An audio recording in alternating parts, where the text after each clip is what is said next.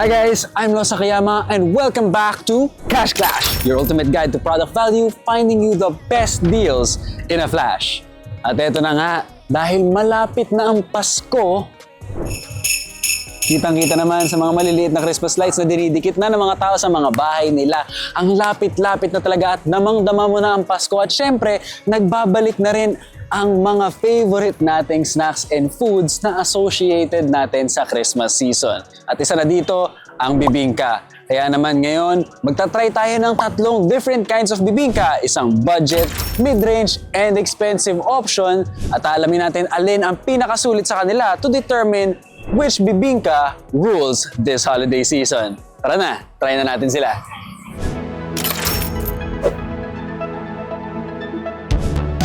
Diving headfirst into the world of bibingka, our budget option for today is P-Campa Bibingka. Located at P-Campa Street, this fluffy delight version of our traditional Christmas treat is priced at 45 pesos and is widely popular among students.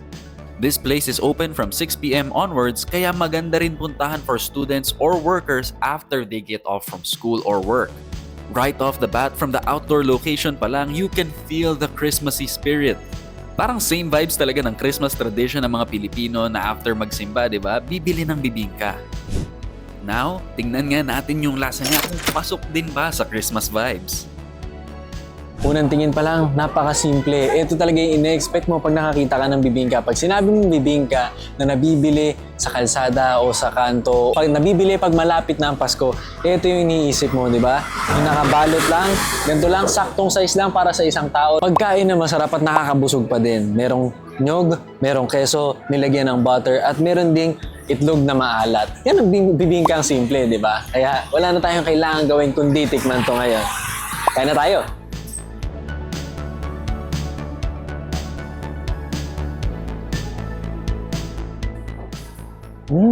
Sobrang buttery niya actually. Very soft yung mismong bibingka. Yung pinakamasarap na part dito, honestly sa akin, yung frack na freshly cooked siya.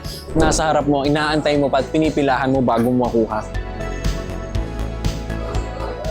Ngayon siguro may kaalatan siya. Siguro masyado maraming cheese. Baka hindi lang talaga yun para sa akin. Siguro mas gusto ko pa nung makakuha nung nyog kesa nung cheese para mas maging balanse yung lasa. Pero wala naman akong may rereklamo.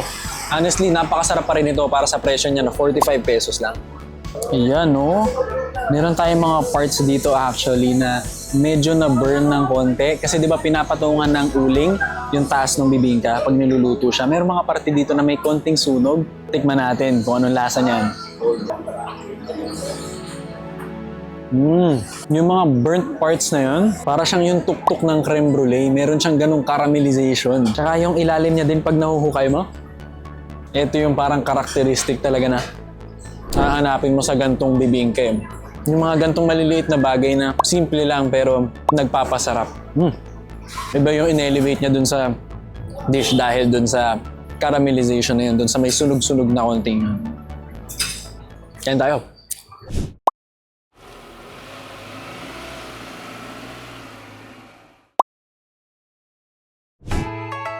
Moving on to our mid-range pick, we have Bibingka Manila. Right now, we are at Robinson's Magnolia, but this mini store has expanded in different branches.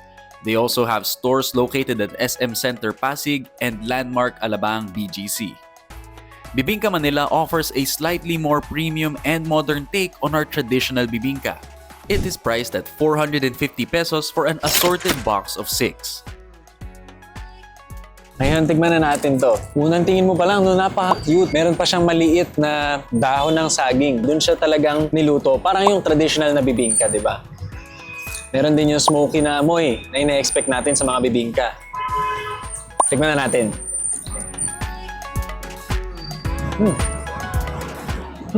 Napaka-simple ng lasa. Melted yung cheese sa taas, pero syempre tumigas na siya ng konti dun sa display unit nila. Pero, the same time, nandun pa rin naman yung cheesiness niya. Hindi naman nakabawas yung pagiging hindi niya melted. Nalalasahan ko yung salted egg, although medyo mahina.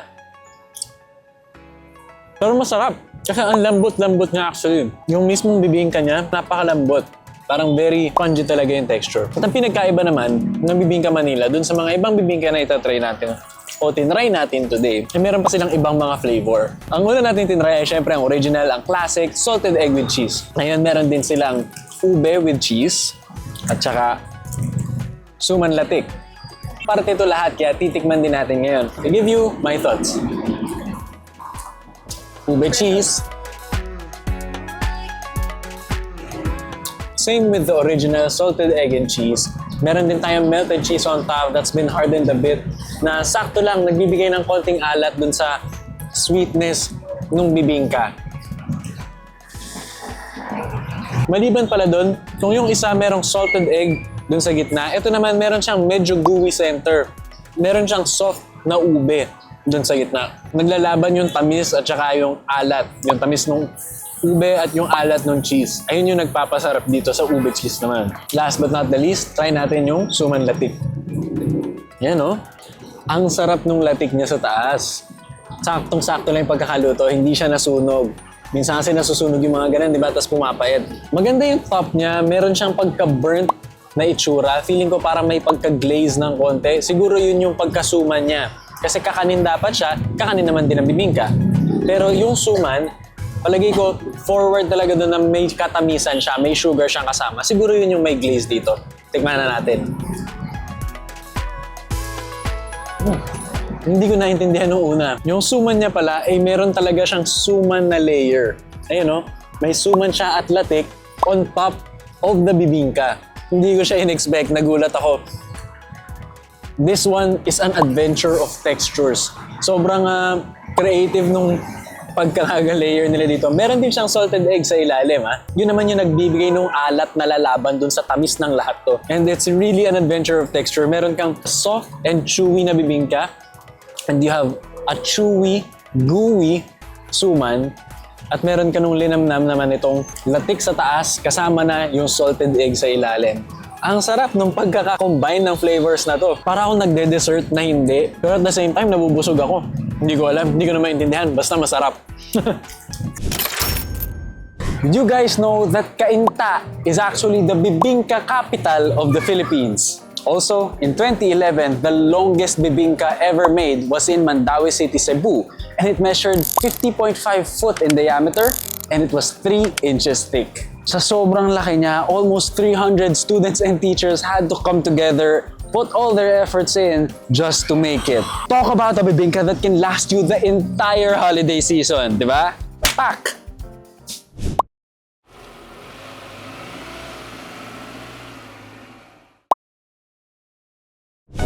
Last but not the least, we have our expensive pick, the Via Mare. Via Mare is a well-known Filipino restaurant established in 1975. They serve traditional Filipino cuisine and give it a more modern and elevated twist. This restaurant has a rich and fascinating history, and each dish here has its own unique story, and we're about to uncover one by trying their bibingka, a classic Filipino food and a favorite in Via Mare's menu. Amoy na amoy ko na kagad yung queso de bola. Tapos, meron siyang maliit na knob ng butter na nandun sa taas na ngayon tunaw na tapos kumikinang-kinang na lang siya ngayon sa akin na parang gusto niya na talaga magpakain. Maganda rin talaga na meron siyang grated coconut on the side dun sa bibingka. Tapos, very nicely baked, tas crispy yung edges niya along with some of the cheese bits na mukhang crispy siya actually. Tapos saka nila nilagay yung butter on top of the bibingka tas mainit na siya tas natunaw siya. So tara, tikman na natin.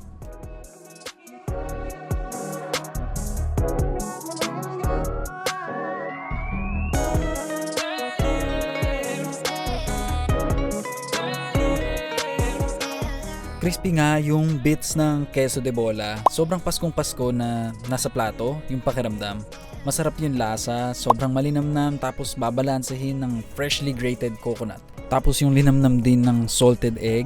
Yung kakaiba niya na flavor na mayroon ding amoy na lumalabas sa ilong mo. The butter on top just gives the right amount of creaminess. Di rin siya overpowering. Tinikman ko din siya kanina. Dinab ko lang tas tinikman ko. Pero lahat yon tinatali, pinagsasama-sama ng malambot na bibingka mismo. Paskong Pasko talaga na nasa plato, meron kang queso de bola at bibingka. Yun talaga yung panalo sa kanya actually. Nagbigay ng distinction dito sa bibingka ng Via Mare. Busog na ako sa dami ng bibingka na nakain natin today. Dahil dito, ramdam na ramdam ko din talaga yung holiday spirit natin at pinagpipilitan kong nilalamig ako kahit alam naman natin na hindi, di ba? Pero maniwala na lang tayo dito sa jacket ko for today. Ngayon, ang dami talagang different takes. Merong mga modern takes, merong mga classic takes on bibingka. And all of this comes together to make me realize how much bibingka really makes the holiday season a special thing for us Filipinos, no? At dahil dyan, puntahan na natin ang tatlong different kinds of bibingkas na kinain natin today. Ang budget pick natin from P. Campa, it was a very classic bibingka. Ito yung kakainin mo pagka nagsimbang gabi ka o pag malapit na talaga ang Pasko. Ito yung bibilin mo dyan sa labas. Bibili ka, lalagyan nila ng mantikilya, lalagyan nila ng nyog at lalagyan nila ng keso on top. Very, very simple but very, very dear to our hearts. Ngayon, doon naman tayo sa Bibingka Manila, our mid-range pick.